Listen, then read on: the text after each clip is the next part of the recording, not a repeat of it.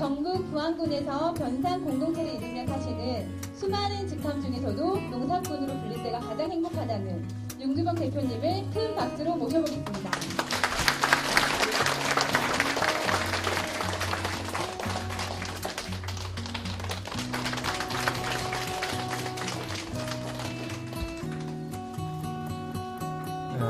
안녕하세요.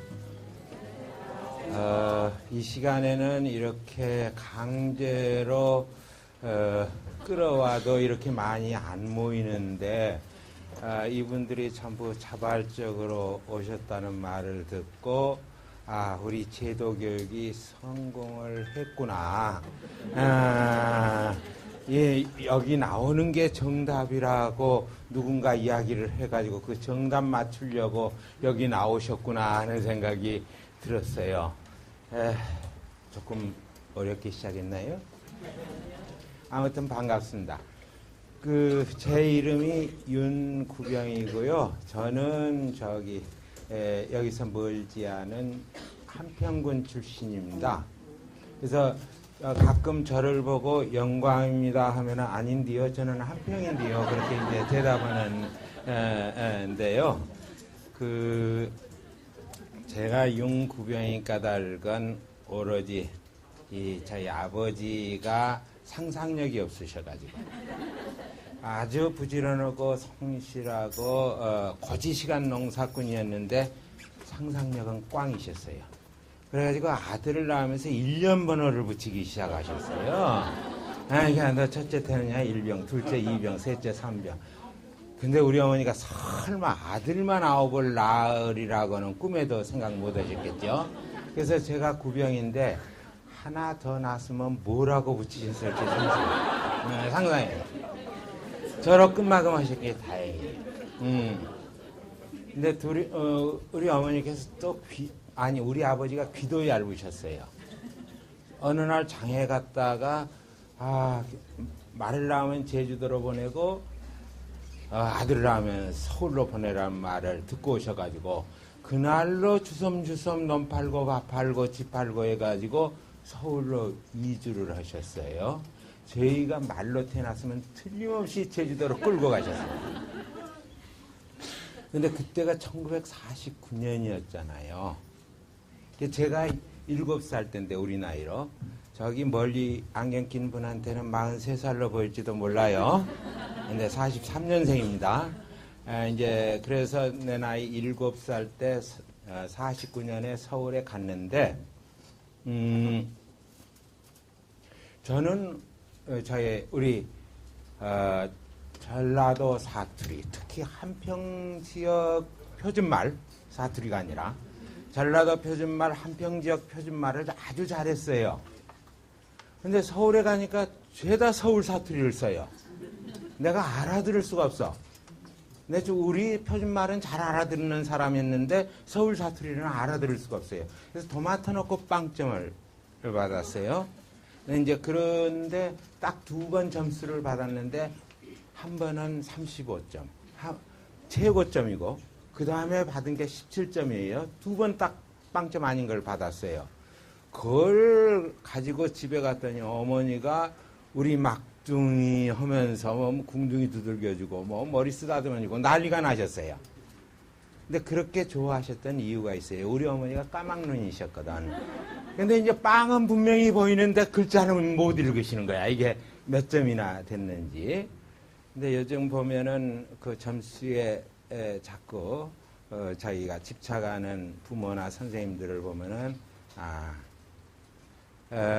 말하자면 까막눈이지만 사랑이 많은 어머니 밑에서 자라는 게 머리는 좋지만은 점수만 밝히는 어머니 밑에서 자라는 것보다 훨씬 더 행복한 일이구나 하는 생각을 가끔 합니다.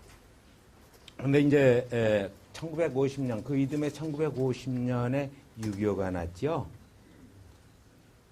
한 2달 사이에 저희 형 6이 죽었어요. 세선 인민군에게 끌려가서 죽고 세선 국방군에게 끌려가서 죽고 그러니까 그건 우리가 원해서 했었던 전쟁이 아니죠. 6.25는 이게 이제 38선 이북을 점령한 소련군은 공산군이었고 이남을 점령한 미군은 자유민주주의 혹은 자본주의 군대였고 그러니까 저쪽에서는 공산주의가 최고다. 이쪽에서는 자본주의가 최고다 하면서 총 들려주고 저놈들 나쁜 놈들이니까 가서 싸워가지고 서로 우리한테 총을 들려줘가지고 대리전쟁을 한 거란 말이죠.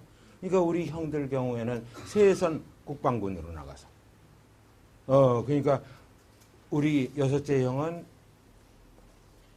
M방소총 소총 그 무거운 걸 들고 국방부 편에 서가지고 전선에 나갔어요. 그렇게 해서 싸웠는데 대리전쟁이죠.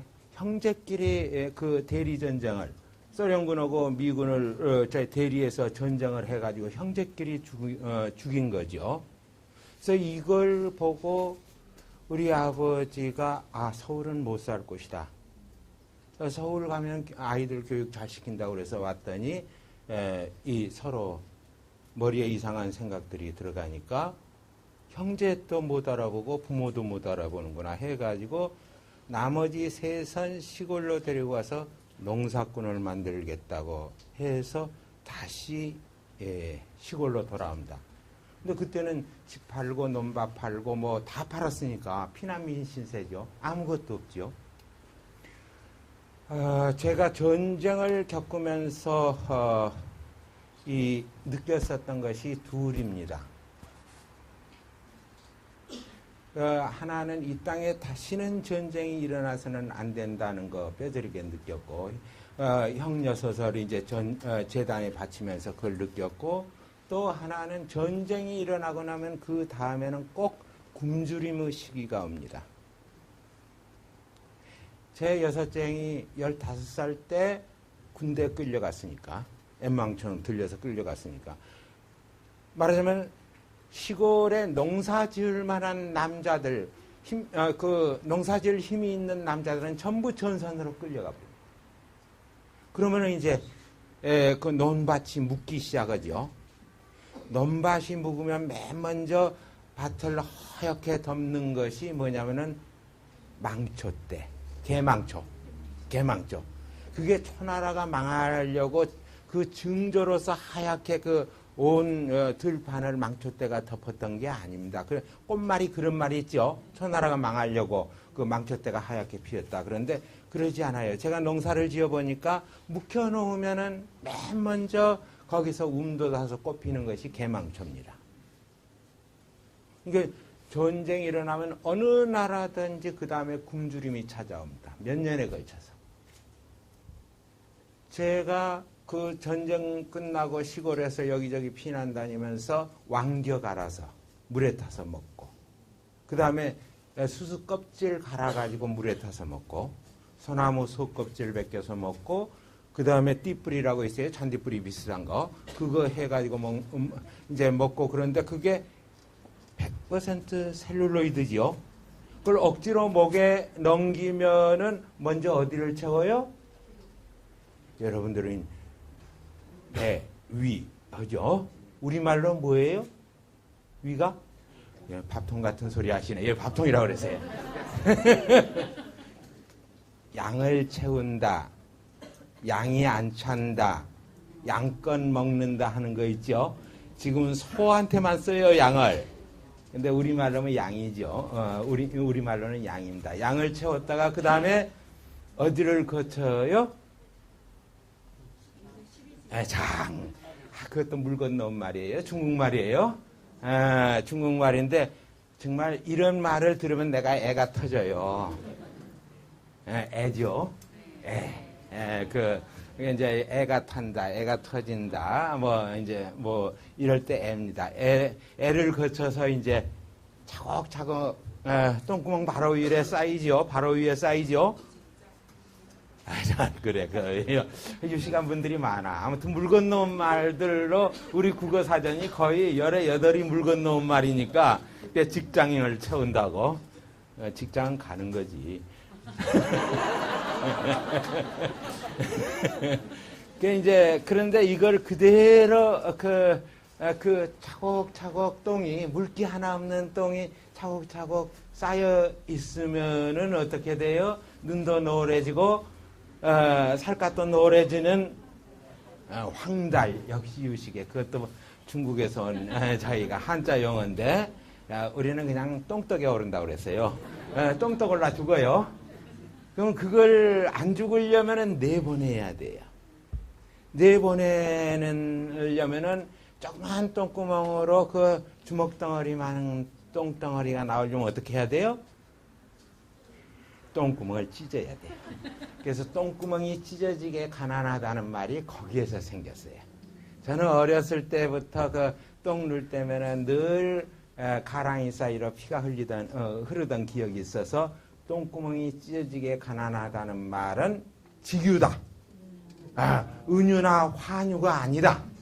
혹시 시험 문제에 똥구멍이 찢어지게 가난하다 해가지고 은유, 환유, 직유 뭐라고 쭉 할 때 그 중에 하나 골라라면 꼭 직유를 고르세요.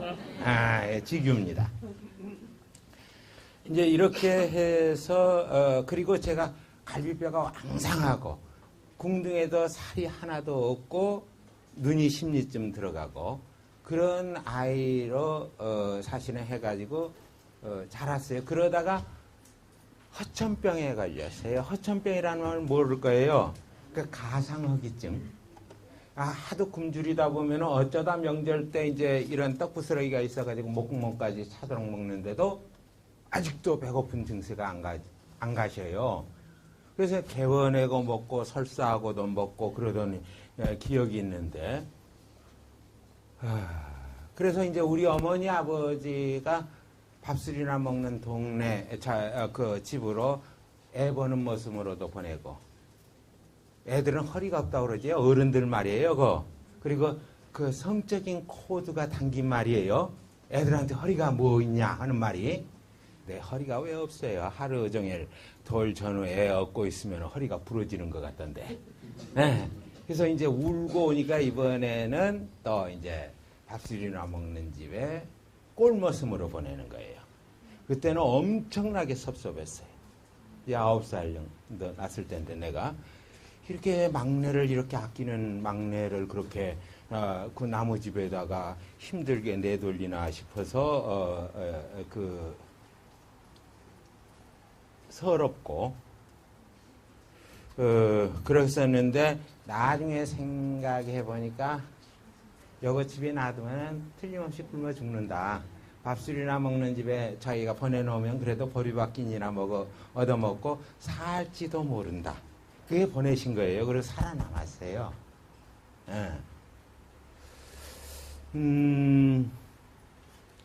그렇게 했는데 우리 아버지가 난 놓고 기억자도 그때는 몰랐거든요. 제가 1학년 학교 다니는 동안에 서울에 가서 맨날 빵점만 맞았고 선생님 말을 알아들을 수가 없었으니까.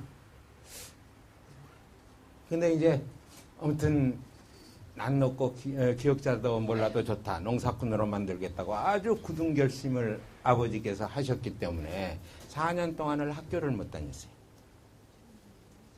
근데 교육 효과라는 것이 어떤 때는 40년, 50년이 지나서 나타나기도 해요. 제가 드디어 농사꾼이 됐잖아요. 그래서 이제 40년 후에 농사꾼이 됐으니까 40년도 더 넘었죠. 그러니까 아버지의 뜻은 이루신 셈이에요. 제가 이제 이런 말씀을 드리는 것은 다시는 이 땅에 전쟁이 일어나서는 안 되고 또 아이들이 굶주리는 세상이 와서는 안 된다는 뜻으로 말씀드린 건데, 요즘에 이제 뜻맞는 사람들하고 그런 조그만 운동을 하고 있습니다. 그냥 조금 재미있으라고 으라차차 영세중립 코리아라는 제목으로 글을 올리기도 해요. 누가 권택주 선생님이라고. 저는 까막눈이고 컴맹입니다. 그리고 완전한 기계치여서 경운기도 못 몰아요. 심지어 농사 짓는다고 하는데 근데 이제 그 양반이 가끔 이제 그 뭐랍니까? 페이스북 같은 데다가 글을 올리는데 박근혜 대통령 여러분들 다 싫어하죠? 그래 싫어해서는 안 돼요. 좋은 점도 있어요. 그 박근혜 대통령이 그 2년 전인가 그 이야기를 한 적이 있어요. 비무장지대의 남녀과 북녀의 젊은이들이 마을, 공동체 마을을 이루어서 거기서 평화롭게 살면 좋겠다 하는 이야기를 한 적이 있어요. 들어보신 적 있어요? 그리고 통일은 조금 표현은 그렇지만 대박이라고 그랬잖아요. 그거 다 중요한 말이거든요. 그게 이제 말하자면 건성으로 한 말인지 진심이 담긴 말인지는 모르지만 저는 진심이 담긴 말이라고 믿고 진심이 담겼으면 좋겠어요. 다만 조금 그걸로는 미진하다, 부족하다. 한반도 전체를 비무장지대화하자. 그러니까 한반도에 무장한 사람이 아무도 없게 만들자. 그게 코스타리카 그 영세중립의 세 가지 서로 다른 지금 신뢰가 있는데 하나는 스위스죠. 스위스가 맨 먼저 영세중립을 했고 그다음 선언을 했고 그 다음에 오스트리아고 그 다음에 코스타리카. 근데 코스타리카는 군대를 해제해버렸어요. 복지급여이 필요한데 당장 가난한 사람들을 돌봐야 하는데 군대를 유지하고 있으면 이게 불가능하다고 해가지고 군대를 해체해버렸거든요. 그리고 나서 꽤 오랜 이후에 뭐냐면 우리는 중립을 지키겠다고 영세중립을 선언을 해버렸어요. 일방적으로. 우리도 그렇게 해야 살아남는다. 앞으로 지금 미국이나 일본이나 전부 다 그 저기 아베나 오바마나 전범으로 이 재판소에 불러내야 합니다. 전쟁 범죄자거든요. 전쟁광들이에요. 그럼 시진핑 다르고 푸틴 다르냐면은 아니요. 다 전쟁광들이에요. 그 벼슬 높아지고 그 권력의 꼭대기에 서면 전부 전쟁광들이 됩니다. 이 전쟁광들을 빼고 미국에도 러시아에도 중국에도 일본에도 평화를 사랑하는 사람들이 있다. 이 사람들하고 우리가 연대를 해야 한다. 이를테면 미국에 있는 노암 촘스키 같은 사람은 지금은 뭐 극노인이지만은 평화를 실제로는 위해서 평생을 쌓아온 분이거든요. 이분들 만나가지고 노암 촘스키 같은 사람 만나가지고 우리 형편 설명하고 한반도 전체가 비무장지대화하는데 당신 좀 같이 거들어달라고 이야기.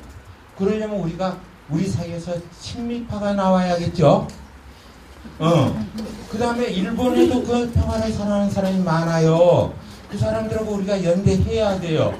그러면 여러분들 가운데서도 친일파가 나와야겠죠. 근데 여러분들 친일파 하면은 되게 재수없이 여기죠.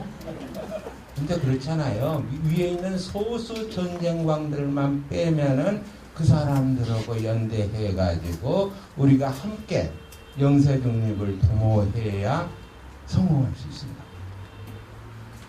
친중파도 나오고 친러파도 나와요. 고종황제 시대에 우리나라가 일방적으로 고종황제가 영세중립을 선언한 적이 있어요. 근데 다 코판국기였어요. 미국도 자기 이해관계가 다르고 일본도 곧 우리나라를 먹으려고 생각을 하고 있었고 중국은 이제 총나라가 속국이라고 여기고 있었고 그렇게 해가지고 다 콤빵 끼고 있었고 오직 그때 러시아만이 그래 저희가 그걸 받아들이겠다고 했는데 러시아가 무슨 힘이 있나요? 나중에 일본한테 깨져버리잖아요. 그러니까 우리가 아무리 영세 독립을 남녀과 국력이 힘을 합해서 선포하더라도 소용이 없습니다. 옆에서 울타리가 있어주지 않으면 안 돼요. 그러니까 그 울타리가 될 사람들이 말하자면 일본의 평화 세력, 미국의 평화 세력, 중국의 평화 세력, 러시아의 평화 세력이다. 이 사람들하고 끊임없이 사실은 연대를 해야 한다. 근데 옛날 같은 경우에는 오가기도 힘들었고, 그리고 또 뭐 편지하고 주고받기도 힘들었는데, 지금은 그 장애가 없어졌죠. SNS라는 저는 뭐 잘 거기에 모르지만 아무튼 강력한 상호 교류 수단이 있으면 가능할 거다. 그래서 제가 하는 거 지금 꿈꾸고 있는 것은 한반도 전체가 그냥 이제 말하면 한라에서 백두까지 전부 비무장지대로 바뀌는 것. 그리고 조선반도 전체가 세계 평화공원이 되는 것. 이게 사실은 소망입니다. 우리나라는 물질 자원의 측면으로 보면은 가난한 나라입니다. 그러나 생명 자원의 측면에서 보면은 이 세상에 어느 나라도 부러워할 만큼 넉넉한 나라입니다. 삼면이 바다죠.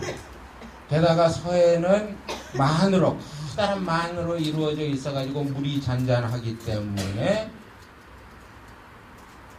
많은 물고기들이 태평양에 있는 물고기들이 거기를 알을 낳으러 옵니다. 그뿐만 아니라 남해안, 동해안, 제주 앞바다까지 그 수산 자원의 측면에서 보면 우리나라는 가장 많은 물고기들이, 바다 물고기들이 찾아드는 곳입니다. 게다가 70%가 산지 있잖아요.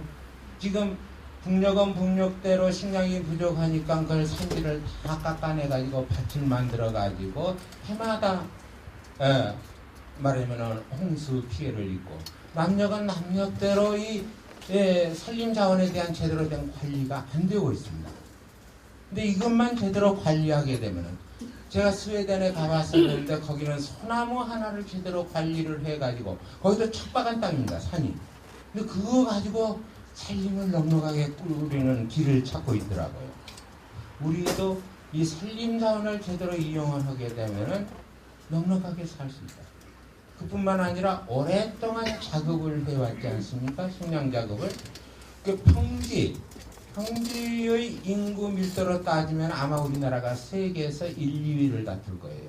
뭐냐면 그만큼 비옥한 땅이라는 말이거든요. 그만큼 많은 사람을 먹여 살릴 수 있는 땅을 가졌다는 거예요.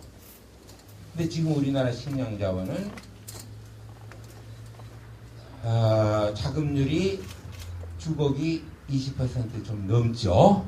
그러면 물론 이제 가축 사료까지 포함한 겁니다만, 그리고 잡곡 자급률은 5% 남지. 근데 우리가 가장 많이 소비하는 밀가루 자급률은 어떻습니까? 10년이 지나도 썩지 않는 미국 밀가루를 빼고 우리가 그 심어서 길러서 먹는 밀가루는 0.02%밖에 안 됩니다. 자급률이. 이렇게 해서 어떻게 우리가 자주 독립국가를 유지할 수 있겠어요? 식량 자급이 없으면 자주국방이고 독립국가고 없습니다. 식량을 무기로 삼으면요, 이거 핵폭탄보다 더 무서운 겁니다. 자기야 버틸 수 있어요. 그것도 뭐 일주일도 버틸 수 있고, 독하게 마음 먹으면 한 몇 달 버틸 수 있어요. 그런데 노부모가 계시다. 애들이 굶고 있는데 어떻게 버팁니까? 그러니까 굶어 죽을래? 우리 말 들을래? 그 말 들을 수밖에 없어요. 그래서 식량 자급이 없는 자주국방이라든지 독립국가를 유지한다는 생각은 참 허황된 생각이에요. 근데 지금 우리가 많은 사람들이 그런 생각, 호황된 생각을 하고 있어요. 우리가 지금 자주 독립국가다, 자주 국방을 하고 있다, 이런 생각을 하고 있어요.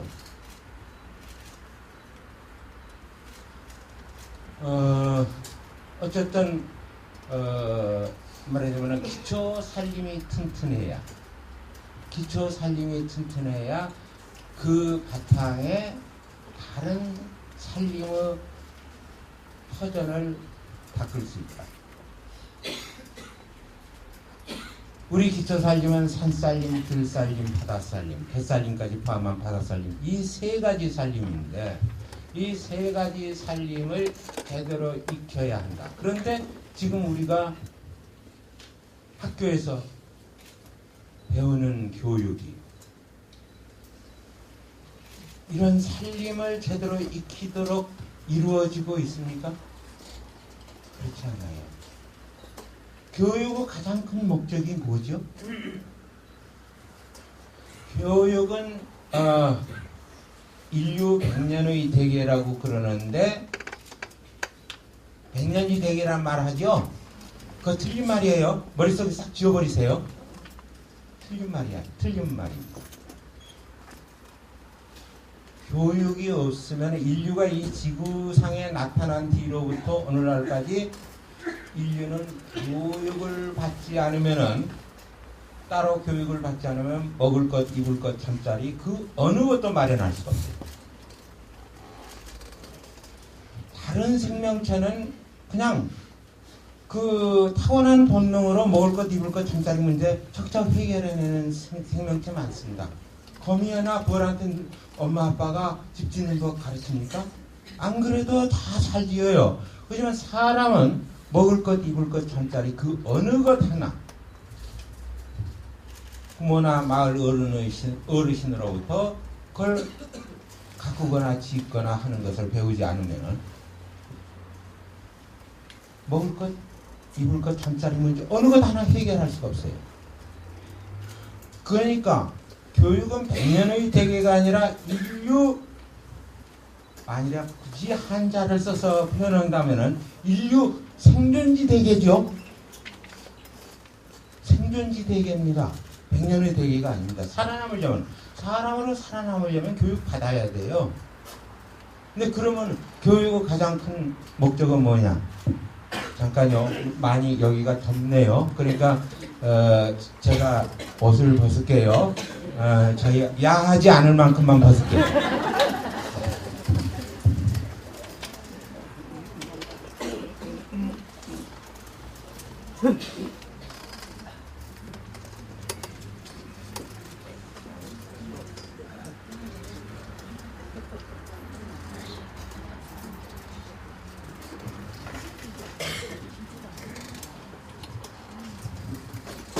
우선 우리가 먹을 것, 입을 것, 잠자리 머리로 마련해야 해요. 저희가 우리가 못을 박을 때 이마로 박나요? 그러지는 않죠. 먹을 것, 입을 것, 잠자리는 전부 손발 놀리고 몸 놀려야 마련할 수 있는 것입니다.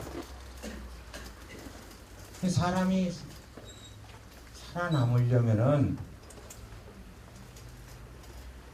열심히 손발 놀리고 몸 놀려야 합니다. 그래서 스스로 제 앞가림을 할 수 있는 힘을 길러야 합니다.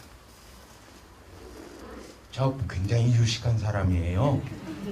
이제 제가 대학에서 강연했다면은 쫙 여기에다가 그 칠판에다가 개최 그 교육 공동 목표 1 개최 생존 유지의 능력을 배양함 이런 식으로 썼을 겁니다. 근데 몸 놀리고 손발 놀려가지고 스스로 제 앞가림을 할 수 있는 힘을 길러주는 것이 교육의 가장 큰 목적의 하나다. 이렇게 하면은 시시하게 들어요. 한자가 안 섞여 있습니다. 그렇지만 분명합니다. 근데 우리가 열심히 손발 놀리고 몸 놀린다는 말은 다른 말로 하면 무슨 말이죠? 아니 부지런히 일한다는 말이 아니에요. 그렇죠?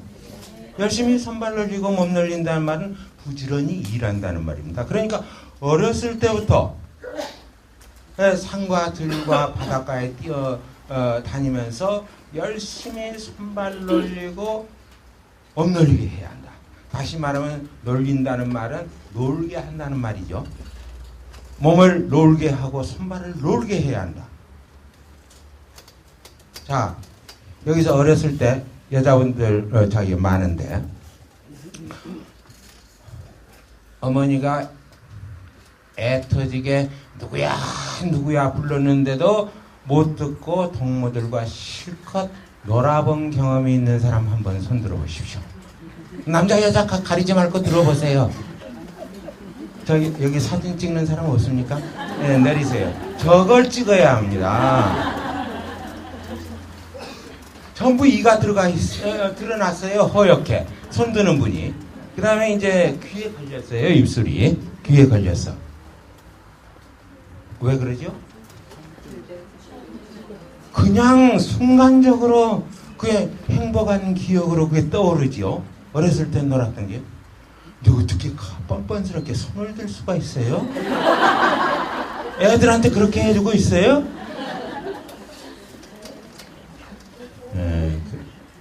우리 아이들을 산과 들과 바닷가에서 실컷 놀게 해주지 않으면 우리나라에 희망이 없습니다. 이렇게 산과 들과 바닷가에서 마음껏 뛰놀면서 기초 살림을 배워야 하고 다른 생명체와 더불어 사는 길을 몸에 익혀야 합니다. 이 교육의 가장 큰 목적 하나. 근데 사람은 또 혼자 살아남을 수 있는 생명체입니까? 혼자 살아남을 수 있어요? 이거 모자 이쁜데 그거 스스로 따서 실 자서 썼습니까? 아니죠. 예, 나중에 벗어주세요. 우리 각기 갖다 주게. 그 옷 다시 입었는데 그 옷 스스로 만드신 거 아니죠? 예. 그리고 저 헤어스타일 멋있어. 그거 잘 머리 빗질했는데 스스로 그렇게 한 거예요? 아, 그럼 장하다. 그 끼고 있는 안경 스스로 알 닦아서 이렇게 한 거예요? 알 만들어서? 아니죠. 이렇게 사람들은 서로 돕지 않으면 나누지 않으면 살 수 없는 자기가 생명체로 태어났어요. 그러니까 교육의 또 하나 큰 목적은 서로 도우면서 살 수 있는 힘을 길러주는 겁니다. 가만히 보세요. 여기에 계신 분들 가만히 생각해 보세요. 그런 교육을 받아본 적이 있는지, 스스로 제 앞가림을 할 수 있는 힘을 길러주는 교육을 받아본 적이 있는 사람 한번 손들어 보세요. 제도교육기관에서 받아본 사람 없지요? 그리고 서로 도우면서 살 수 있는 힘을 길러주는 그런 교육을 받아본 적이 있는 사람 손들어 보세요. 없어요. 없어요. 제가 이런 이야기 자주 합니다. 왜냐면 제가 한평 출신인데 한평 출신 그 학자들 가운데 대단한 먹물 한 분이 계세요. 하버드에서 영문학 공부해가지고 고려대학교에서 영문과 교수를 오랫동안 했고 뛰어난 문학평론가이기도 한 김우창 선생님이세요. 그분하고 저하고 동문수학을 한 적이 있어요. 라틴어를 같은 선생님 밑에서 라틴어를 읽고 공부한 적이 있어요. 근데 그분이 저보다 나이는 한 7, 8살 더 위세요. 근데 그분이 미국에서 공부하는 동안에 호피 인디안 부족 마을을 찾아갔었던 적이 있는가 봐요. 그 원주민들이고 인디안이라는 이름은 백인들이 붙였죠. 어쨌든 호피 호피 부족을 찾아갔었는데 그 사람들이 말하자면 인디안 보호구역이라는 것에 조그만 곳에 갇혀 살고 있었을 때라고 그래요. 그 사람들이 차지하고 살던 너른 땅, 기름진 땅은 전부 백인들이 뺏어버리고 그 조그만 곳에다가 보호구역이라고 했는데 인디안들이 거기에 보호를 받아야 할 사람들입니까? 그러니까 그 사람들이 벽에 쓰지 말아야 할 단어를 낱말을 써가지고 사실을 뒤틀어버리는 왜곡시키는 일이 많아요. 우리나라 지금 여러분 광주에도 많을 겁니다. 지금 이 시간에도 자율학습을 하고 있는 아이들이 많을 거예요. 그게 자율학습이에요 도대체? 자율학습, 강제학습인데 이름은 자율학습이죠. 마치 지네들이 좋아서 선택한 것처럼. 그 인디안 보호구역도 마찬가지 말이에요. 근데 거기에다가 어차피 부모들이나 어른들 세대는 그 땅을 잃은 소름, 그리고 저기 그 양키들이 가지고 온 유럽에서 가지고 온 질병 때문에 죽어나가고 알코올 중독 걸려서 죽는데 그 아이들은 제대로 근대 교육을 시키겠다고 해가지고 한 자리에 모아놓고 이렇게 딱딱한 의자, 책상 이렇게 그 앉혀놓고 교육을 시키는데 맨 먼저 교육을 시키는 것이 사람은 능력에 따라서 서열화되어야 한다. 그러면 시험이 가장 중요하다. 시험지를 받으면 옆에 사람 것을 보려고 생각도 말고 옆에 사람한테 보여주려고 생각도 말고 몰라도 묻지 말고 알아도 가르쳐주지 말고 지 실력대로 써라. 그래가지고 시험지를 안 읽고 시험을 보이는데 아무리 그것이 그 컨닝하면 부도덕하고 비윤리적이라고 이야기를 선생님해도 소용없어요. 시험 때만 되면 얘네들이 우르르 모여가지고 묻고 가르쳐주고 저 보고 보여주고 해서 똑같은 답안지를 내는 거예요. 똑같은 답안지를 전부. 그냥 그 선생님이 애가 터져가지고 도대체 왜 이러니 하고 마구 야단치니까 그 중에 이제 한 아이가 우리는 할머니 그 할머니 때부터 할아버지 그 할아버지 때부터 어려운 일 있으면 한 대 머리를 맞대고 의논을 해가지고 최선의 길을 찾아내라고 교육을 받아왔다. 이건 선생님 말씀 맞다나 굉장히 중요하고 시험을 제대로 잘 본다는 것은 이 어려운 일 아니냐. 성경에도 우리를 시험에 들지 말게 하옵소서 했는데 선생님이 우리한테 시험에 들게 만들었으니까 어쨌든 이 시험을 잘 봐야 하는데, 그리고 우리는 등 돌리고 살 수 있는 사람들이 아니다. 평생을 함께 도우면서 살아야 할 사람들이다.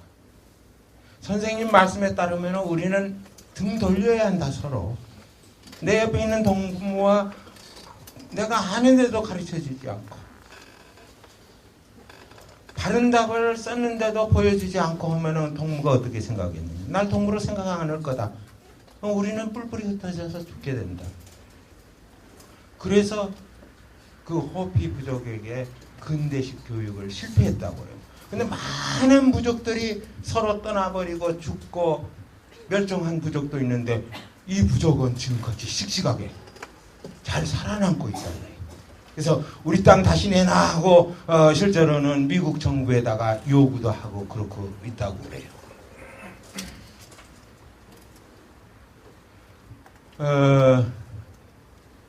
다시 말씀드리자면 교육이라는 게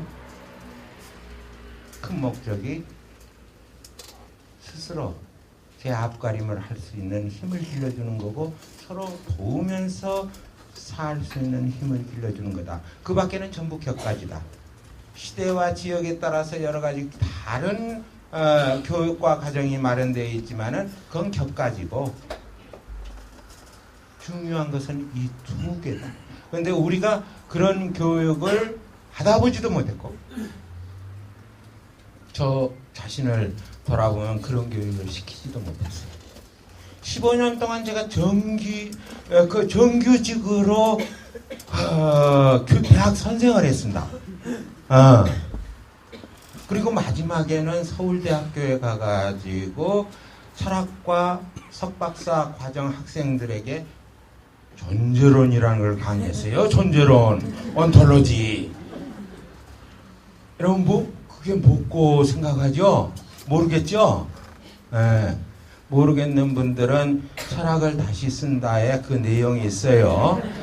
이제 밖에 나가면 구경하세요. 근데 그 중간에 박아놓은 것이 1년 동안 강의하는 강의록을 그 정리해서 박아놓은 건데, 이거는 초강력 수면제예요.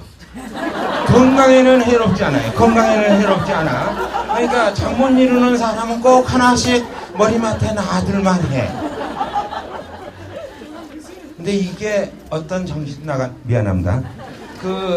사람들이 한 1년 조금 넘었네요. 전에 2013년 하반기에 문화체육관광부에서 철학, 윤리학, 심리학 부분을 다 아우른 가운데서 최우수 교양도서라고 뽑아놨어. 여러분들 이거 교양에는 도움이 안 돼요. 수면에는 도움이 됩니다. 그래서 이제 여기까지 하고, 근데 내가 늘 강연하는 자리에는 막걸리가 올라오는데 여기는 미리 통보가 안 됐는 모양이에요. 컬컬하면 막걸리 마셔야 하는데 조금 쉬었다가 하고, 다만 한마디 더 말씀드릴게요. 제가 앵벌이 겸해서 왔거든요.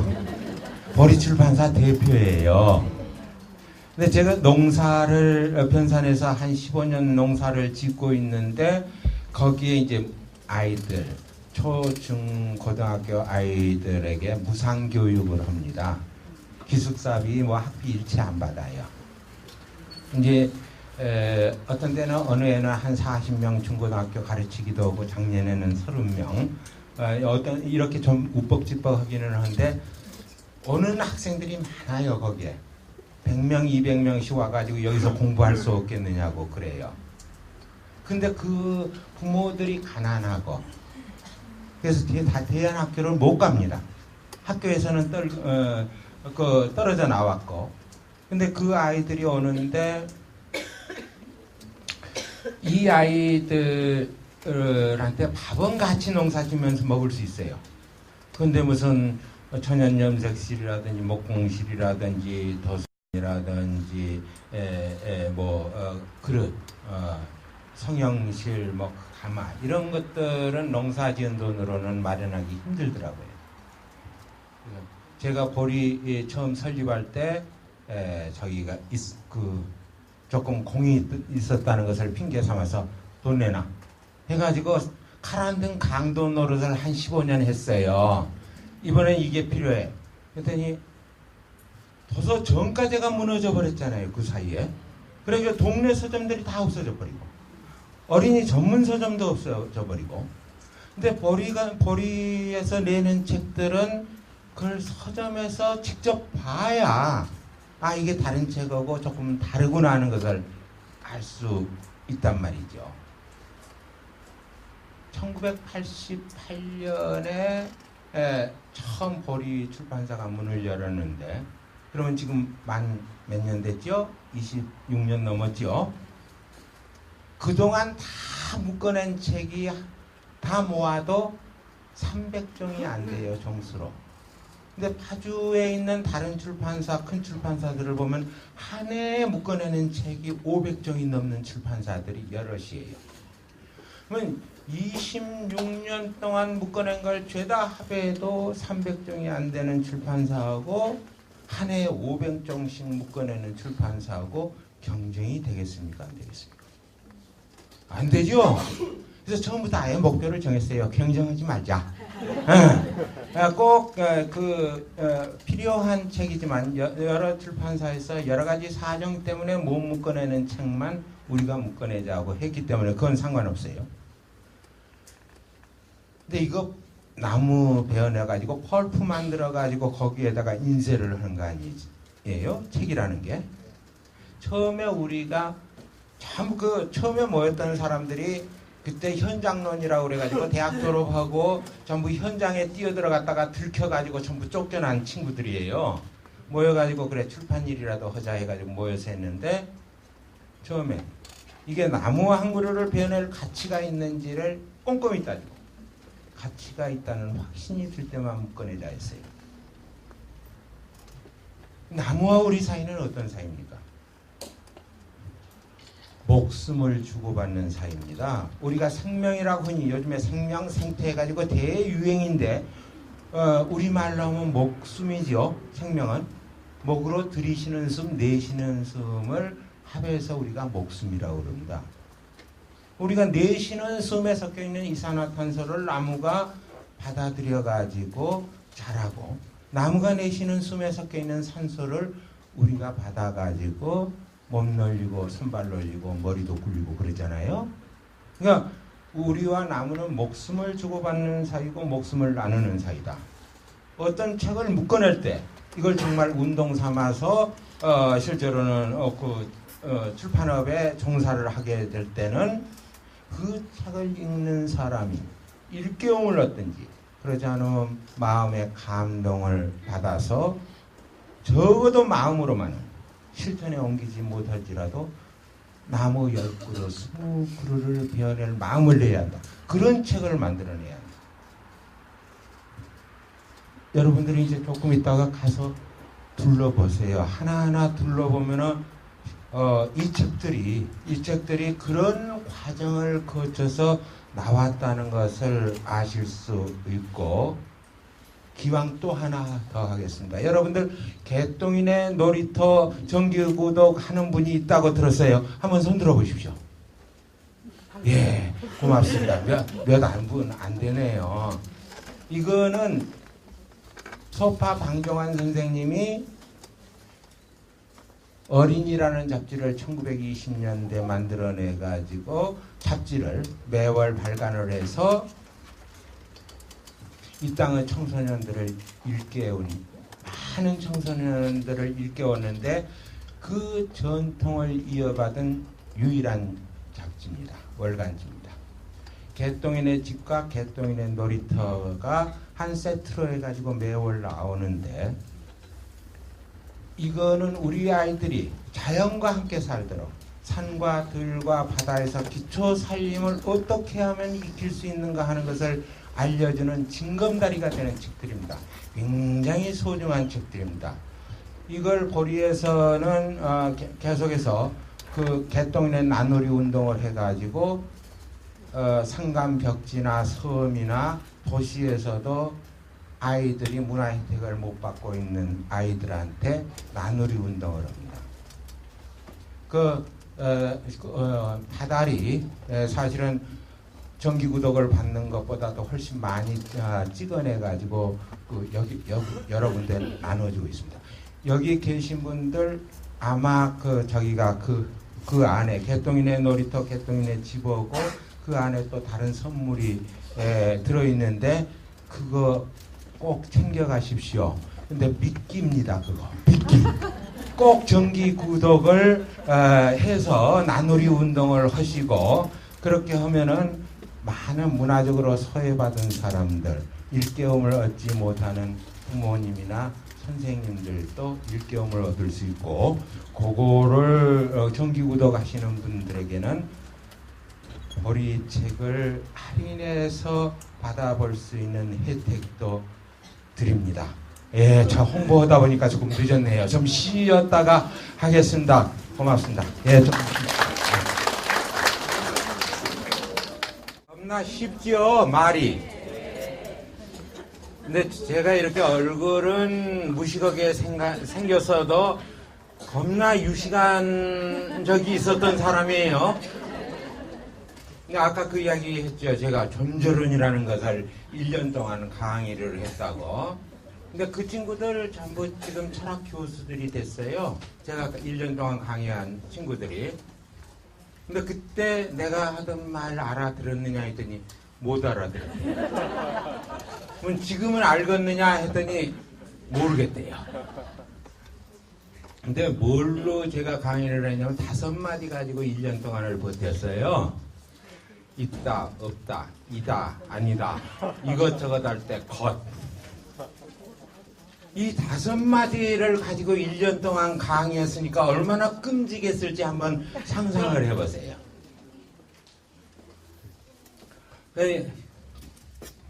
여기 계시는 분들 가운데 존재가 뭐냐, 무가 뭐냐 하고 물으면 대답할 분 계세요?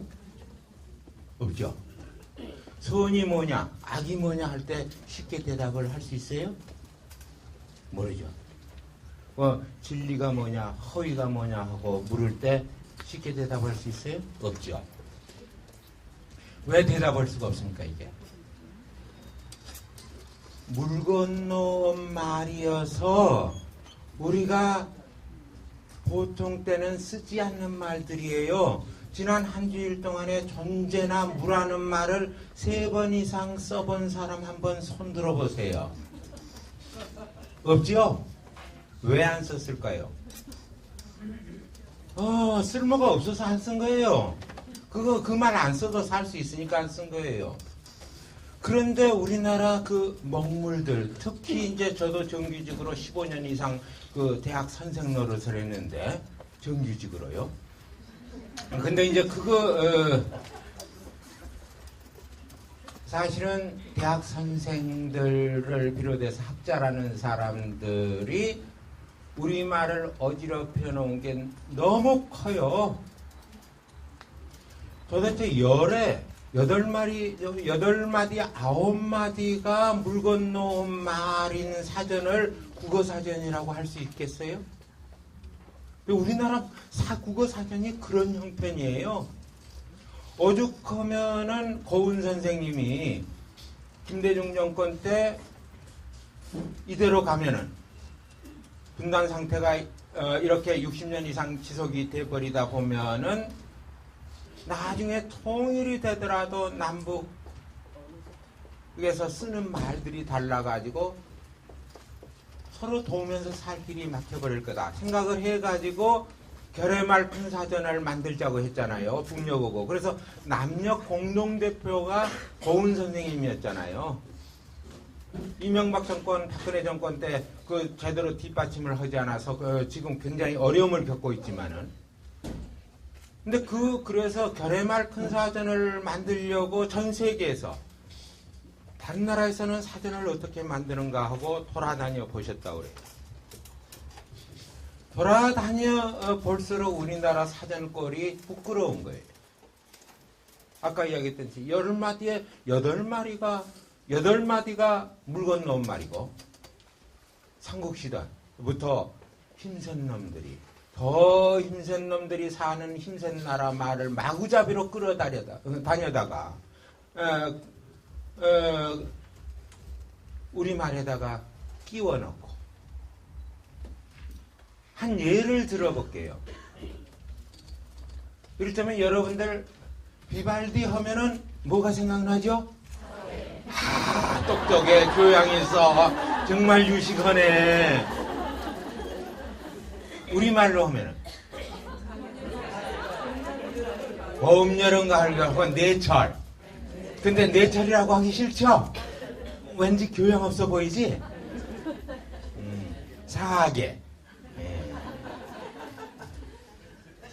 근데 이제 고은 선생님이 그렇게 해가지고 부끄러웠는데, 보리 국어 사전을 와서 보고는 이제 나는 우리도 자랑할 만하다. 세계 어디에서도 보리 국어 사전만큼 좋은 사전이, 초중등학생용 좋은 사전이 나온 거를 자기는 못 봤다.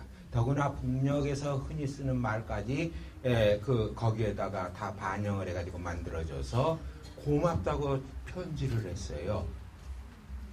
근데 이제 이게 이런 이야기를 하게 되는 것은 이제부터 여러분들에게 제가 이제 욕을 하려고 그래요. 욕을 하려고.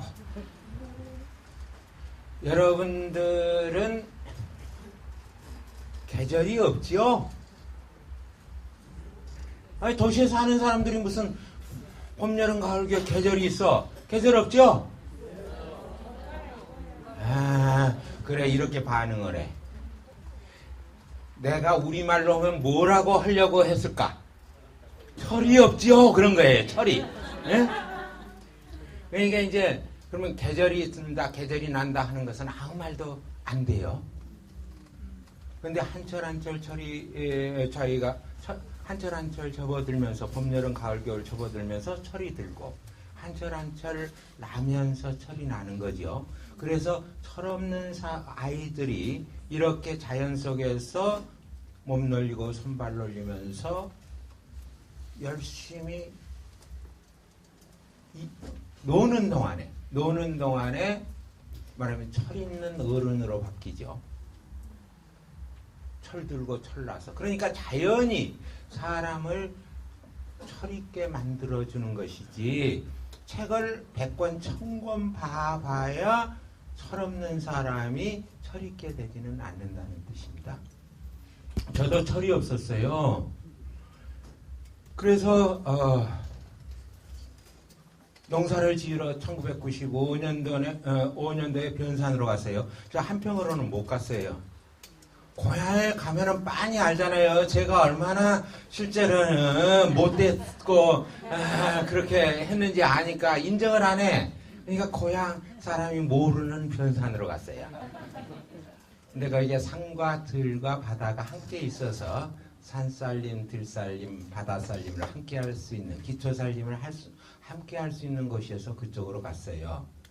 그때 내가 수원농대 선생님들이 그때는 수원농대라고 그랬어. 서울농대인데 우리 때는 수원농대 선생님들이 쓴 주곡에 관련된 책을 바리바리 싸들고 왔어.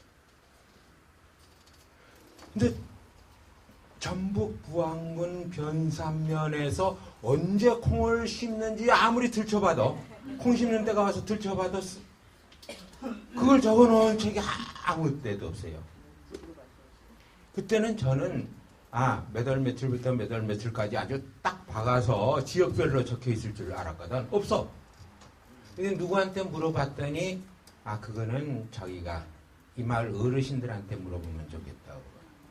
어르신 가운데서 농사 제일 야무지게 짓는 분이 누구냐고 그랬더니 풍천아줌이래.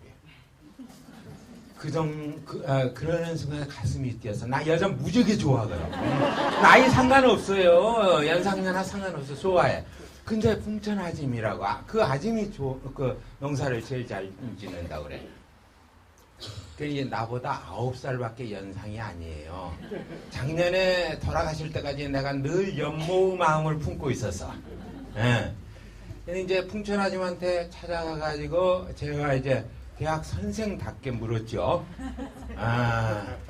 저 대두 파종 시기에 관해 문의차 방문했습니다.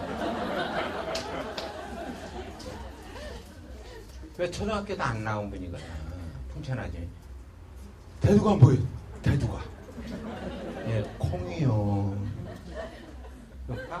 파종 시기는 또 뭐래요? 심는 때요. 여기.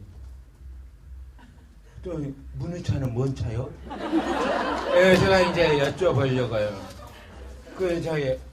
또 방문은 뭔고? 그래서 찾아뵀잖아요. 한참 멀뚱멀뚱하고 있더니 그런 게 콩 언제 심냐고 물어보려고 왔구만. 예. 그러면 그렇게 물어야지. 초년이라고 겁주려고 하는 거예요. 그러더니 우리 동네에서는 감꽃 필 때 감정콩 심고 감꽃 칠 때 메주콩 심어?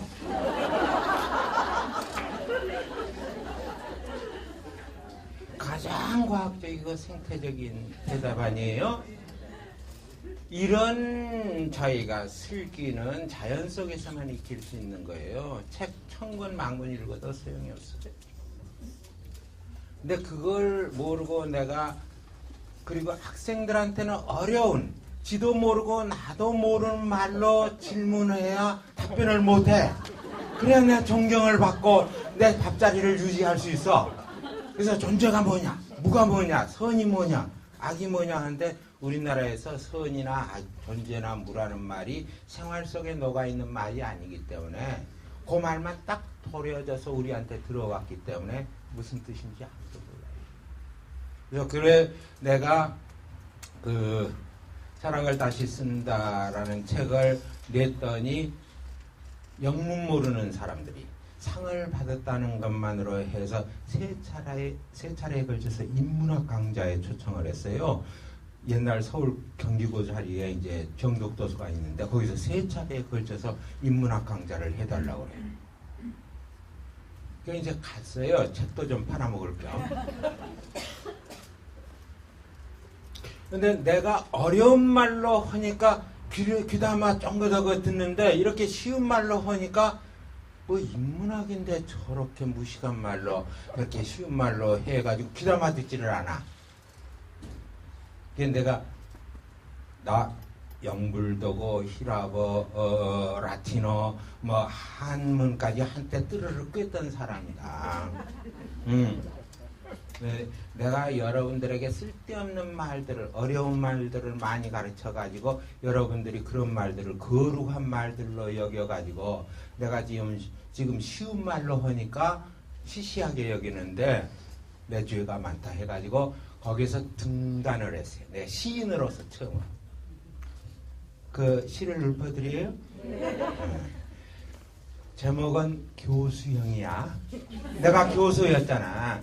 그러니까 교수들을 만나면 형이라고 부르자. 교수형, 교수형, 교수형, 교수형. 그러고 나서 목매달자. 그랬더니 이렇게 막 박수치고 난리가 났어. 그동안 교수한테 맺힌 게 얼마나 많았으면 그렇게 그 박수를 치고 야단났겠어요. 여기 교수들 계시면 미안해요. 근데 내가 그 말버릇을 고친 것이 바로 풍천하진 때문에 고친 거예요. 내가 정말 내 앞가림을 할 수 있고 도우면서 살 수 있는 힘을 기르려면 이 풍천하짐한테 찰싹 달라붙어서 일을 배워야 하는데 이분한테 배우려면 이분과 서로 알아들을 말로 주고받아야 되겠다 해가지고 내 지금 하는 말이 이 무식한 말이 15년 동안 이상을 갈고 닦은 무식한 말이에요. 예, 그러니까 허투루 듣지 말라고. 예, 쉬운 말로 한다고. 자, 왜 이런 이야기를 하냐면은 여기서 거짓말 안 해본 사람 손 들어보세요. 거짓말. 나는 초등학교 들어가기 전까지는 거짓말 안 해봤다는 사람 손 들어보세요. 없어. 그렇죠? 거짓말은 누가 가르쳐요? 누가 가르쳐요? 엄마가 가르치지. 엄마들이 거짓말을 죄다 가르쳐요. 엄마들이. 그러니까 이제 뭐 요만한 그 자기의 탁자에다가 꿀병 하나 얹어놔요. 근데 큰 애는 이렇게 발뒤꿈치 들면은 달뚱말뚱해. 작은 애는 아무리 들어도 닿지도 않아. 이제 얹어놓고 잠깐 자리를 엄마가 비웠는데 큰 애가 이렇게다가 꺼내다가 탈싹 깨뜨렸어요. 큰 애는 그걸로 벌을 받은 거예요. 큰 벌을 받은 거야. 그 내려지는 순간 가슴도 덜컥했으니까.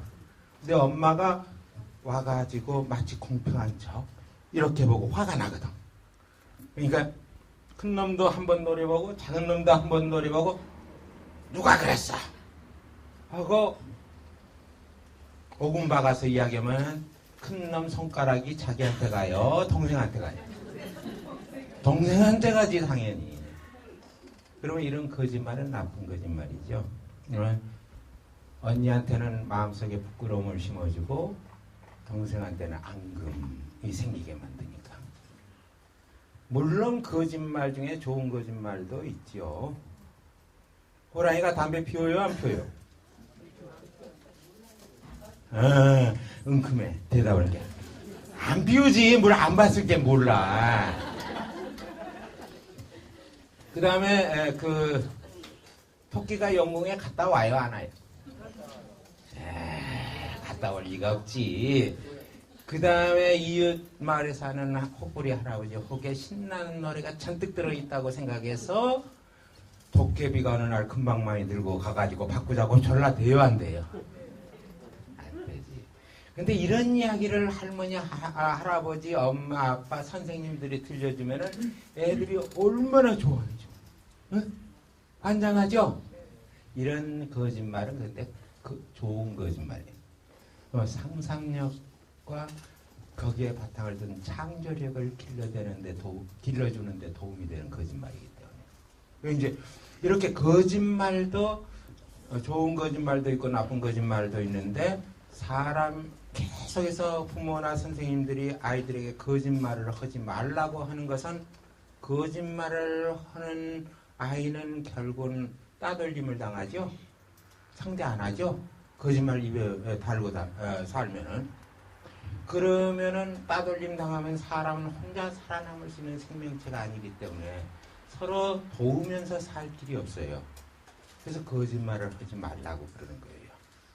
근데 우리는 어떤 때 거짓말이라고 그러고 어떤 때 참말이라고 그런다고요? 제가 진리가 뭐냐 허위가 뭐냐고 묻지 않았어요. 근데 이렇게 거짓말이 뭐냐 참말이 뭐냐고 물어보면 어떤 때 거짓말이라고 그러고 어떤 때 참말이라고 그러느냐고 물어보면 대부분 대답을 못해. 그러면 초등학교를 잘못 나가서 그래. 초등학교. 그 후로 아무리 좋은 학교 나와도 소용없어요. 초등학교를 잘 나와야지 제대로. 그러지 않으면 초등학교를 가지 말거나. 우리 풍천아줌은 초등학교 안 나왔어요. 풍천아줌한테 물어보면은 아줌마 좀 어떤 때 우리 거짓말이라고 그러고 어떤 때 참말이라고 그래. 그러면 속으로 막 욕을 하지. 그러면서 아이 이런 인간한테 내가 속 팔고 눈 팔고 팔아가지고 애들 학비 됐단 말이야 이러면 그러는데 벼락을 쳐요. 있는 걸 있다고 그러고 없는 걸 없다고 그러는 건 참말이고 있는 걸 없다고 그러거나 없는 걸 있다고 그러면 거짓말이지. 그리고 인 걸 이라고 그러고 아닌 걸 아니라고 그러면은 참말이고 아닌 걸 이라고 그러거나 인 걸 아니라고 그러면 거짓말이지. 맞죠? 이거 3살 제비 아이도 알아들을 수 있고 시골 까막눈인 어르신들도 알아들을 수 있는 말이에요. 이런 말로 참과 거짓을 가릴 수 있어야 우리가 참 세상, 민주 세상을 맞을 수 있어요. 뭐 진리가 뭐냐 허위가 뭐냐 헛소리만 하고 있으면은 참 세상 맞이할 길이 없어요. 그래서 우리 이제 여기 이제 참교육 실천을 위해서 오랫동안 애썼던 선생님들 모습도 보이고 지금도 거기에 이제 그런 분이 있는데 참과 거짓을 바로 가려보아야 한다. 누구나 알아듣는 말로 주고받을 수 있어야 한다. 참말도 거짓말도. 그래야 참 세상이 어떤 세상인지 거짓 세상이 어떤 세상인지 우리가 알 수가 있다. 왜 그러면 우리가 참말을 하라고 그러고 거짓말을 하지 말라고 그래요? 우리가 사는 세상이 조금이라도 더 좋은 세상이 되기를 바라기 때문이지요.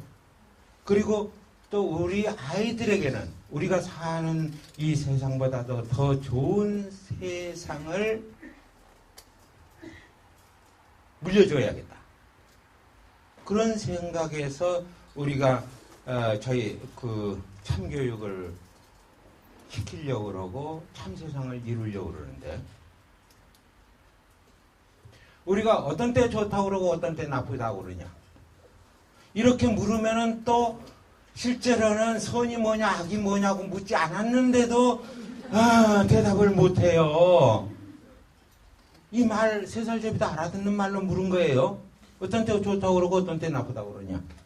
엄마 좋아? 그러면 좋다고 그래요. 너 지금 먹고 있는 거 불량사탕인데 좋아? 그러면 좋다고 그래요. 좋다는 말, 나쁘다는 말은 우리말에서 여러모로 쓰입니다. 여기서 이제 나이 40이 넘은 여자분에게 서방 좋으냐고 물으면은 참 애매한 표정이 돼요. 애매한 표정이 돼. 난 막걸리를 좋아해요. 이렇게 이제 좋은 야구 선수도 있고 축구 선수도 있고 좋다 나쁘다는 말은 여러 가지로 쓰는데 우리가 추상적으로 물 건너온 말로 힘센 사람들이 더 힘센 나라에서 들여온 지네들끼리만 쓰는 말로 한다면은 좋은 세상 하면은 모두가 자유롭고 평등하고 평화롭고 우애 있고 말하자면 관용적이고 협동적인 그런 세상. 좋은 세상이죠? 딱 들어오죠? 그러면 나쁜 세상. 이기심, 탐욕, 증오, 전쟁, 착취, 억압이 판치는 세상. 나쁜 세상 맞죠? 그건 잘 알아. 그럼 그렇게 배웠으니까. 근데 어떤 때 좋다고 그러고 어떤 때 나쁘다고 그러느냐고 이렇게 물으면은 대답하는 대신에 참 얼굴에 애매한 웃음들이 떠올라. 모른다는 말이야. 모른다는 말이야. 풍천하지만테 물어보면 제깍들. 있을 것이 있고 없을 것이 없으면 좋은 것이고 있을 것이 없거나 없을 것이 있으면 나쁜 것이지. 배고픈데 밥 있을 거요 없을 거요? 있어야 할 것이죠. 있을 거죠. 우리 몸에 병 있을 거요 없을 거요? 없을 거. 없어야 할 거. 이렇게 정말 아까 이야기했듯이 5살 시골 까막눈인 어르신들도 알아들을 수 있는 말로 좋고 나쁜 것을 가릴 수 있어야 우리가 나쁜 것을 없애고 저희 좋은 세상을 마련할 수 있는 그런 길이 열리는 거 아니에요? 그렇죠? 그러면 우리 아이들에게 좋은 세상을 맞이할 수 있는 징검다리를 놔주고 바탕을 마련하려면 어떻게 해야 돼요?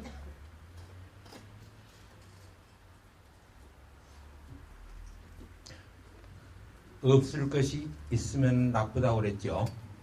우리 몸에 병 같은 없을 것이 있으면 나쁘다고 그랬어요. 그럼 없을 것이 있으면 어떻게 해야 돼요? 없애야죠.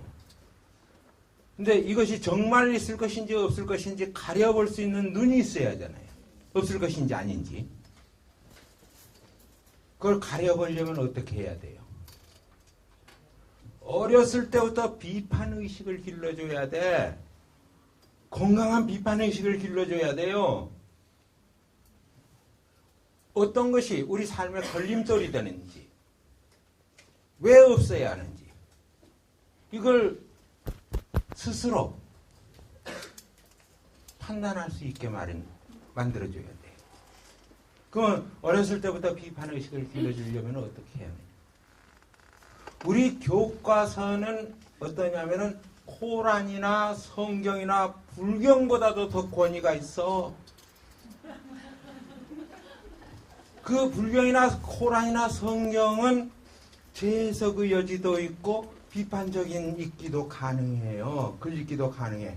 근데 우리나라 교과서를 창조적으로 재해석한다. 비판적으로 줄 그어가면서 이건 아닌디 하고 그어버린다. 그러면 정답을 맞출 수 있어요? 없어요? 못 맞추죠. 정답 못 맞추면 궁극적으로 좋은 대학 못 가고, 좋은 대학 못 가면은 좋은 직장 못 얻고, 좋은 직장 못 얻으면은 좋은 서방학심 하나 알콩달콩 살 수가 없어. 그러니까 정답은 근데 우리 교과서는 여럿이라고 그래요?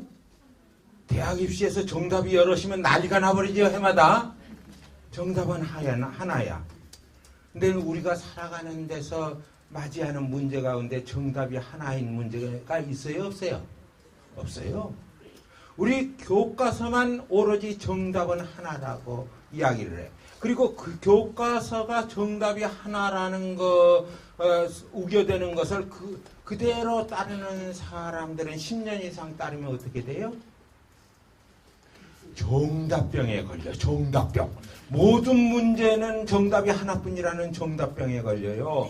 그래서 단원고 학생들, 그 학생들에게 3년상을 치러주자고 내가 이제 한 달에 한 번씩 머리를 깎아요. 팽목항에 가가지고 조용한 곳에서 머리를 깎고 난 후에 이렇게 이제 그 중머리로 다니는데, 단원고 학생들이 왜 죽었는가 생각을 해요. 정답은 그게 바른 답이 아니에요. 어른들이 일러주는 답이 정답이야. 교과서가 이걸 정답이라고 하는 게 정답이야. 그러니까 그 정답이 길들여 있으니까. 번연히 배가 옆으로 기울어가지고 실제로는 몸을 추스릴 수도 없게 기울어 가는데 뛰쳐나올 생각을 못해. 그러면 앉아서 기다리세요. 조용히. 그 정답이라는 걸로 받아들인 거거든. 응?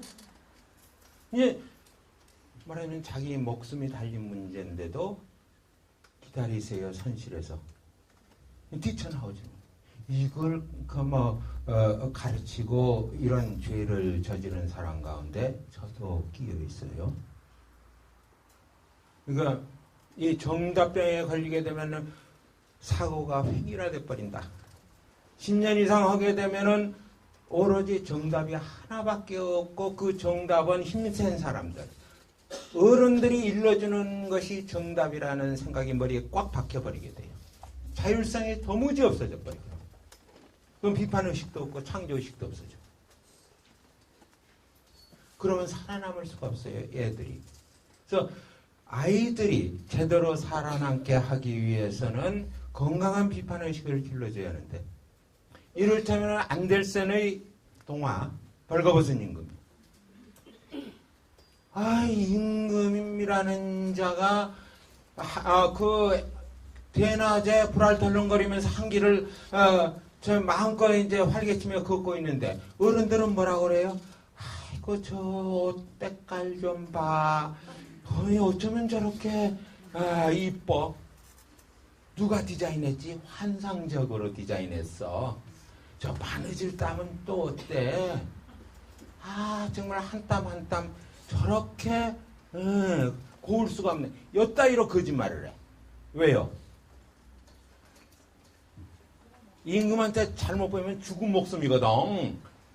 그러니까 거짓말을 할 수밖에 없어. 근데 애들은 모르지요. 물정 모르니까 임금님 벌거벗었네요. 해. 근데 이런 동화는 처음에는 몰라요. 그냥 동화에 있는 재미로 읽어 아이들이. 그렇지만 거기에는 저희 아주 날카로운 비판의식이 들어있어. 이런 책은 실제로는 어렸을 때부터 읽히게 되면은 아이들이 건강한 비판의식이 생겨나게 돼요. 그리고 아까 이야기한 대로 우리가 옛 이야기들을 아이들에게 많이 들려주고 그렇게 되면은 그 상상력이 늘어나고 거기에서 새로운 세계를 만들려는 창조의식이 생겨나게 되고 이 정답병에 걸린 아이들에게 이 정답병에서 벗어나게 만드는 것은 어렸을 때부터 좋은 책을 읽히는 수밖에 없다. 제가 그리스를 1985년에 갔습니다. 그리스는 워낙은 사회주의 세력이 굉장히 강했는데도 그게 발칸반도가 끝에 있기 때문에 영국이 그 발칸반도 그 앞을 지나가지고 말하자면 아라비아 반도에서 석유를 퍼가야 하는데 불란서도 마찬가지고 거기에 붉은 정권이 있으면 안 되겠거든요. 그러니까 일부러 군사 독재 정권을 세워가지고 그것을 그 내부에 있는 운동 세력들을 전부 탄압을 해가지고 박정희 못지않게 탄압을 했어요. 죽이고 고문하고. 그런데 그게 제가 1985년에 갔을 때 처음으로 평화적인 방법으로 말하자면 민주정권이 들어섰어. 그리스에. 최근에 또 저기죠. IMF 거절한다 해가지고 좌파 정권 다시 들어섰죠. 얼마 전에. 이런 나라인데 그러면 내가 물어봤어요. 그 심한 억압을 견디고 거기도 고문하고 다 죽였어요. 민주화 운동하는 사람. 그걸 어떻게 해서 다시 민주정권을 되찾았느냐 했더니 마을마다 독서 그룹이 있어서 책 읽는 모임이 있어가지고 5명, 7명, 10명 모여가지고 애들, 어른들 다 책 읽기를 했다는 거예요. 그게 쌓이니까 비판의식이 생기고 실제로는 이 나라를 어떻게 바꿔야 제대로 된 좋은 나라가 될 수 있을지 실제로는 바꿔낼 수 있는 힘이 생겼다는 거예요. 근데 우리나라도 지금 그런 방향으로 힘이 모아지고 있습니다. 저는 좋은 일이라고 봅니다. 그리고 보리에서도 자그만치 전에부터 권정 선생님의 그 코미와 오픈도리 아저씨를 첫 권으로 해서 평화발전이라는 책을 계속해서 내왔었는데 꼬마 평화도서관 운동을 지금 벌이고 있습니다. 꼬마 평화도서관이란 것은 누구나 폐자재를 이용해서 쉽게 만들 수가 있는 것입니다. 지금 전화부스 있죠? 버려지고 있죠? 거기에 지붕 씌우고 그러면 누가 전화부스만 열고 들어가면 한 평화에 관련되는 책이 한 연화무권 이런 식으로 꽂혀 있는데 비도 피할 거면 그거 보기도 하고 그리고 버려진 냉장고가 마을 어귀에다가 있으면은 거기에다가 책을 꽂아 놓으면은 그리고 자기가 이쁜 색을 밖에다가 칠해 놓으면 누구나 열어보고 그럼 비도 안 새지요. 그렇게 해서 볼 수 있고 그 다음에 캐비넷 등산로에 캐비넷이 있어가지고 거기다 꽂아 놓으면은 그렇게 해서 저희 등산하다가 쉬면서 볼 수 있고 이런 식으로 해가지고 꼬마 평화도서관을 전국적으로 펼치자 이 운동을 그래서 우리 보리로서도 모든 데 다 그것을 무료로 보내줄 수는 없지만은 평화발자국이라는 책을 만들어 본 지 꽤 되니까 그리고 거기에 만화라든지 그림책이라든지 그 다음에 이제 강정마을 이야기라든지 이런 것들 책들이 꽤 되니까 처음 하는데 우리 이렇게 만들었어요. 꼬마 도서관을 책 좀 보내주세요 하면은 힘 닿는 대로 보내주자 거기에. 그래서 이 힘들이 모여가지고 나중에 정말 우리나라가 한반도 전체가 비무장지대가 돼가지고 영세중립, 평화통일을 할 수 있는 징검다리를 다 같이 놓자 이런 생각으로 일하고 있습니다. 두서없는 이야기를 들어주셔서 고맙습니다.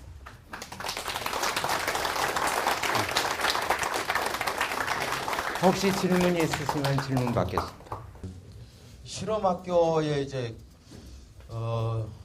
개정하면서도 세월호 그 참사 아이들 이야기를 언급하시고 또 방금도 이제 이야기하셨는데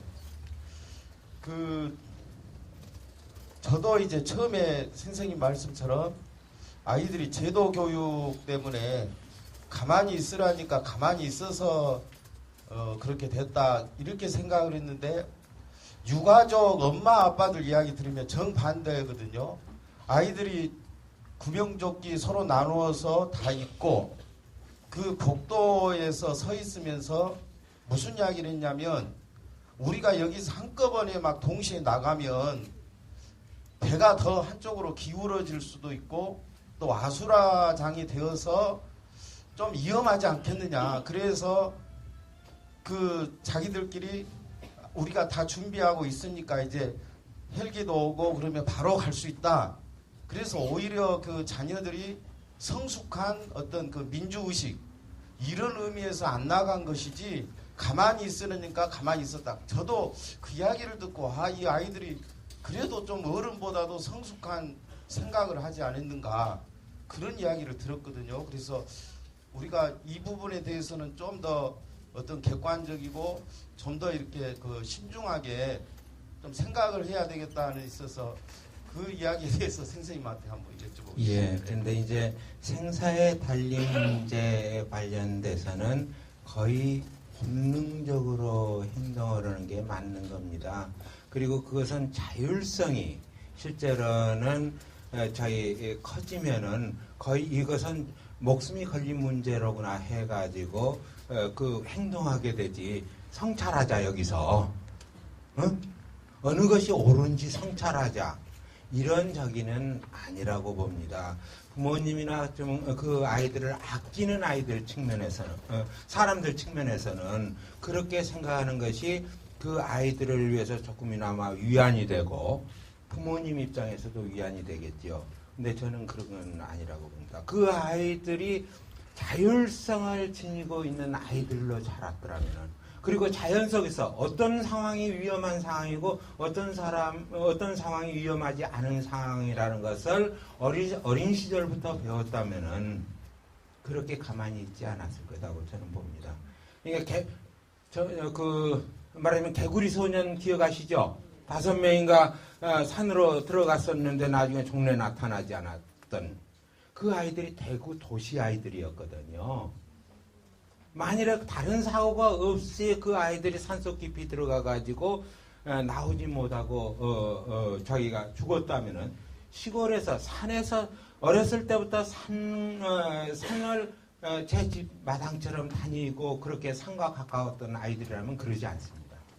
도시 아이들이기 때문에 산에 어떤 위험이 있고 어떻게 하면 그 위험에서 벗어날 수 있는가를 배우지 못했기 때문에 생생하게 그렇게 이제 사라지지 않았나 하는 생각도 드는데, 사람을 위안해 주는 거고 그 아이들이 살아남게 하는 거하고는 좀 다릅니다. 제가 보기엔 그렇습니다. 예. 위촉 장 자문위원 윤구병, 귀하를 나눔으로 정의를 세우는 복지공동체 투게더 광산 나눔문화재단 자문위원으로 위촉합니다. 2015년 1월 29일 투게더 광산 나눔문화재단 이사장 양동호.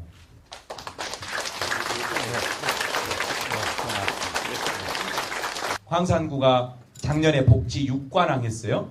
상 받는 게 그렇게 꼭 잘해서만은 아니겠지만 격려하는 의미도 있겠지만 어쨌든 대한민국이 주목하는 광산구입니다. 복지에 있어서. 그런 자부심을 가졌으면 좋겠는데 실제로는 사람 살림이 좋아져야 되겠죠. 이 투게더 광산 나눔문화재단과 복지학당이 작은 면 기여하고 그 중심에 여러분이 계신다 생각합니다. 하여튼 3년 동안 동행해 주셔서 감사드리고요. 보리 출판사 아껴주세요. 칠순을 넘으신 거장이 계속 앵벌이 하시는 모습이 안타까운데 정말 아까 그 꼬마 평화도서관 그죠? 그런 것들이 전국을 다 이렇게 수를 놓아가지고 정말 우리 조국이 정말 아까 코스타리카처럼 정말 멋지게 전 세계를 주도하는 그런 어떤, 어제도 제가 어젠가요 청장님? 어젠가도 그런 얘기를 잠깐 나눴는데요. 누구랑? 적어도 5.18 이제 35주년 아닙니까? 5.18 50주년. 5.18 이후 5.18 항쟁 반세기 안에는 광주가 정말로 자칫 전 세계적인 대표 도시로, 그리고 대한민국이 분단 70년인데 적어도 100년 안에는 말이죠. 100년 끔찍하지 않습니까? 이런 교육들이 저마다 넘쳐나서 그야말로 광주와 대한민국 그리고 한반도 전체를 정말 새로운 미래를 만드는데 우리가 기회했으면 좋겠다. 특히 세월호에도 끈질기게 악착같이 끝까지 함께하면서 진실을 규명하고 연대했으면 좋겠다. 이런 교육의 모든 성과가 그렇게 사회행동으로 사회적 실천으로 드러났으면 좋겠다. 그렇게 생각합니다. 특히 사회복사는 사회복수 유니온을 통해서 함께했으면 좋겠다 생각합니다. 3년 애쓰셨고요. 함께해 주셔서 감사합니다. 우리 윤구병 선생님 아마 앞으로 못 뵐 겁니다. 사진 많이 찍으십시오. 어렵게 모셨습니다. 간직하시고 시대의 스승으로 잘 섬기시고 많은 책 읽으시고 그렇게 했으면 좋겠습니다. 고맙습니다. 감사합니다.